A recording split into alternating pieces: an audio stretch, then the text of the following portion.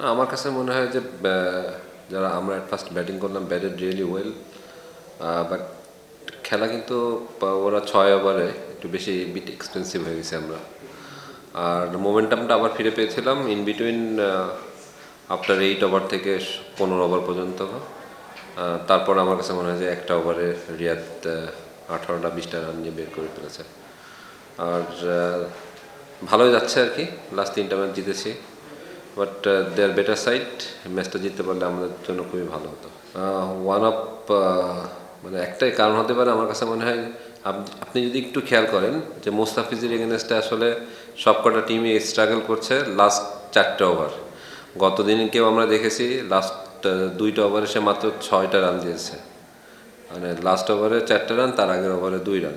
So Rangpur এখানেই জিতে যাচ্ছে প্রতিটা দিনে। লাস্ট 4 থেকে 5 ওভারে কেউ আসলে বেশি রান করতে পারছে না, যদি মানে ভালো স্টার্টও করে তারপরেও 15 ওভার পর থেকে স্ট্রাগল শুরু করে আর কি ওর বলে। সো আমার কাছে মনে হচ্ছে আমরাও এখানে একটু ফেল করে ফেলেছি। বাট তারপরেও আমার কাছে মনে হয় যে আমরা অন্য টিমের থেকেও একটু বেটার সাইড 170+ রান করতে পেরেছি আর কি, আমার কাছে যেটা মনে হয়। বাট লাস্ট 5 ওভারে যে আর 10টা রান 15টা রান বেশি আসতো তাহলে ভালো হতো, বিকজ অফ মোস্তাফিজ। এই কারণে হয়তো বা আমরা ওইখানে উইকেটটা দিয়ে আসছি, রানও হচ্ছে না। না, ওভারঅল ফার্স্ট খেলাটা যদি আপনি ফলো করেন তাহলে কিন্তু অল্প রানে অল আউট হয়েছে একটা টিম, সেখানে মানে চেস করেছে।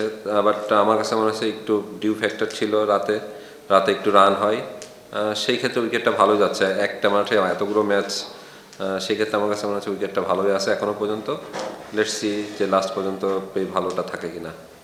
ডেফিনেটলি আর যে ধরনের উইকেটে খেলা হচ্ছে আসলে মোস্তাফিজের আইডিয়াল উইকেট আমার কাছে যেটা মনে হয়, এই উইকেটে আসে কাটারটা ধরে এগেনস্ট লেফটি স্পিনারদেরকেও একটু স্ট্রাগল করে অন্যান্য ব্যাটসম্যানরা, বাট মোস্তাফিজ জোরের পরে সে কাটারটা করলে আসলে ডিফিকাল্ট হয়ে যায় ব্যাটসম্যানদের জন্য। মানে কন্ডিশনের জন্য মোস্তাফিজ একটু বেনিফিট পাচ্ছে। ডেফিনেটলি ক্রিকেট বোর্ড আসলে নেওয়ার পর থেকে আমার কাছে যেটা মনে হচ্ছে যে প্লেয়াররা আপ্রাণ চেষ্টা করছে যে ভালো খেলার, সেটাই করে দেখাচ্ছে আমরা মাঠের ভিতরে, এতটুকুই আমার কাছে। আর ম্যানেজমেন্ট থেকে একটা সাপোর্ট পাচ্ছি ডেফিনেটলি। সুমন ভাই আছে, নাফিস ইকবাল আছে, যারা টপ ম্যানেজমেন্ট আমার কাছে মনে হয় যে বাংলাদেশ ক্রিকেট বোর্ডের ভিতরে। সো তারা একটু আমার কাছে অনেক বুস্ট আপ করছে আমাদেরকে। লেটস সি কোয়ালিফায়ার যদি করতে পারি তাহলে তো ভালো, খুবই ভালো। আমার কাছে মনে হয় 6টা ম্যাচ জিততে পারলে হয়তো বা সুপার ফোরে উঠতে পারবো। সেই কাজটা আমাদের টার্গেটটাই ফার্স্ট যে 6টা ম্যাচ জিতে তারপর আমরা সুপার ফোরে উঠি, দেন তারপর দেখা যাচ্ছে যদি ওইখানে একটা ম্যাচ জিততে পারি তাহলে ফাইনালে উঠতে পারবো আর কি। বাট এখনও অনেকগুলো ম্যাচ আছে, যেহেতু এই ধরনের উইকেটে খেলা হচ্ছে, আমরাও ভালো খেলছি। আশা করি যে প্লেয়াররা যদি ভালো খেলতে পারে এরকম, তাহলে আমরা ম্যাচ জিততে পারবো। হ্যাঁ, সামনে থেকেই নেতৃত্ব দিচ্ছে আমার কাছে মনে হয়েছে। যে অনেক আগে থেকে একটা ছিল বাংলাদেশ টিমের, কিন্তু ভাইস ক্যাপ্টেনও ছিল T20-তে এক সময়, তারপর একটা সিরিজে। তারপরে কিন্তু আসলে ক্যাপ্টেন্সি হয়তো বা দেখিনি ডোমেস্টিকে, বাট এই স্টেজে এসে কিন্তু সে ভালোই করছে।